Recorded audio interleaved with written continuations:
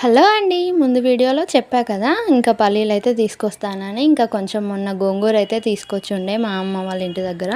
ఇంకా గోంగూర పల్లీలు చేసైతే వాటితోనైతే గోంగూర పచ్చడి అయితే చేద్దామనేసి ప్రిపేర్ చేస్తున్నాను. ఫస్టే పల్లీలైతే వేయించుకొని పొట్టు తీసుకొని పెట్టుకున్నాను. తర్వాత వెల్లిపాయలు కూడా పొట్టు తీసుకొని అయితే పెట్టుకున్నాను. ఇంకా గోంగూర అంతా ఫ్రై చేశాక ఇంకా మిక్సీ అయితే పెట్టుకుంటున్నాను. మిక్సీ పెట్టేసుకొని ఫస్ట్ అయితే పల్లీలు అయితే పడుతున్నాను. పల్లీలు పట్టిన తర్వాత అది మెత్తగా అవుతుంది కదా!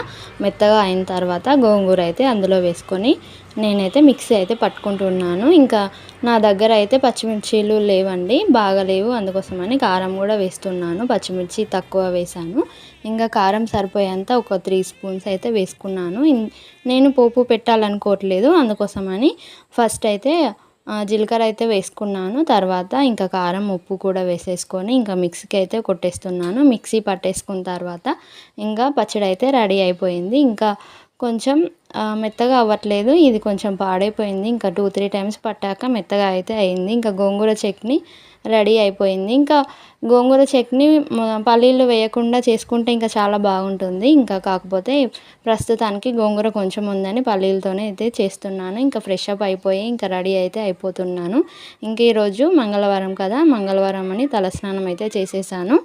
అలా వీడియో చూస్తూ వెళ్ళకుండా చిన్న లైక్ చేసి సబ్స్క్రైబ్ చేసుకోవచ్చు కదా. Thanks for watching.